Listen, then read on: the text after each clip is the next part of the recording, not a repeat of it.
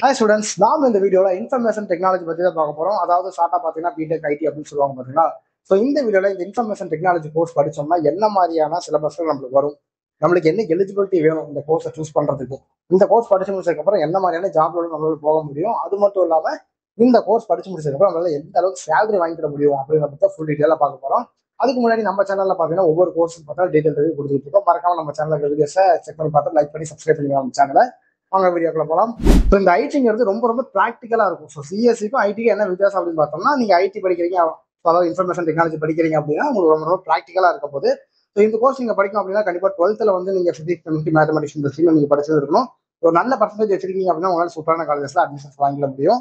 So இந்த course படிக்கிறது மூலியமா உங்களுக்கு என்ன மாதிரியான சிலபஸ்லாம் வரும் அப்படின்னு பார்த்தோம்னா, ப்ரோக்ராமிங் லாங்குவேஜஸ், அதாவது பார்த்தீங்கன்னா Python, C, Java, C plus இந்த மாதிரிலாம் பார்த்தீங்கன்னா இது எல்லாமே வரும்.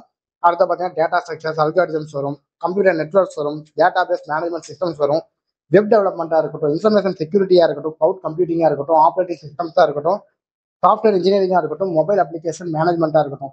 ஸோ இந்த மாதிரியான ஏகப்பட்ட சிலபஸ்லாம் உங்களுக்கு வரப்போகுது. ஸோ இந்த சிலபஸ்லாம் பார்த்தீங்கன்னா ஓரளவு கம்பேரிட்டிவ்லி பார்த்தீங்கன்னா சிஎஸ்சிக்கு வர மாதிரி தான் இருக்கும். பட் என்ன அப்படின்னா நீங்கள் ரொம்ப ரொம்ப ப்ராக்டிக்கலாக பார்க்க போறீங்க. ஸோ அதுதான் சிஎஸ்சிக்கும் ஐடிக்கும் வித்தியாசம். முன்னாடி சொன்ன மாதிரி இந்த கோர்ஸ் படிக்கிறீங்க அப்படின்னா உங்களால் எந்த மாதிரியான ஜாப்ஸ்லாம் போக முடியும் அப்படின்னு பார்த்தோம்னா, ஐடி அனலிசிஸ்ட் தான் உங்களால் போக முடியும், சாஃப்ட்வேர் டெவலப்பராக, வெப் டெவலப்பராக போக முடியும், நெட்வொர்க் அட்மினிஸ்ட்ரேட்டர் தான் உங்களால் போக முடியும், சைபர் செக்யூரிட்டி அனலிசிஸ்ட் தான் உங்களால் போக முடியும், டெக்னிக்கல் சப்போர்ட் இன்ஜினியராக போக முடியும், கிளவுட் இன்ஜினியராக உங்களால் போக முடியும். இந்த கோர்ஸ் படிச்சு முடிச்சதுக்கு அப்புறம் பார்த்தீங்கன்னா விப்ரோவா இருக்கட்டும், டிசிஎஸ்ஸாக இருக்கட்டும், கேப்ஜெமினியா இருக்கட்டும், ஜோகோவா இருக்கட்டும், கூகுளா இருக்கட்டும், இந்த மாதிரியான பெரிய பெரிய கம்பெனிஸ்ல உங்களால தாராளமா ஜாப்ஸ் வாங்கிக்க முடியும். உங்க ஸ்கில்ஸ் மட்டும் சூப்பரா இருந்தா மட்டும் போதும். இந்த கோர்ஸ் படிக்கிறீங்க அப்படின்னா உங்களுக்கு சேலரி எவ்வளவு வரும் அப்படின்னு பார்த்தோம்னா, ஆவரேஜா பார்த்தீங்கன்னா உங்களால ஃபைல் வந்து 20 lakhs per annum வரைக்கும் வாங்கிட முடியும். நீங்க எந்த அளவுக்கு உங்க ஸ்கில்ஸை டெவலப் பண்ணி வச்சிருக்கீங்களோ இதுக்கும் மேலேயும் உங்களால சேலரி பேக்கேஜ்ல செலக்ட் ஆக முடியும். ஸோ இந்த வீடியோ பார்த்தீங்கன்னா உங்களுக்கு கண்டிப்பா யூஸ்ஃபுல்லா இருக்கும் அப்படின்னு நான் நம்புறேன். இந்த வீடியோ உங்களுக்கு 12th படிக்கிற பசங்களுக்கு ஷேர் பண்ணிருக்கேன், யூஸ்ஃபுல்லா இருக்கும். தேங்க்யூ.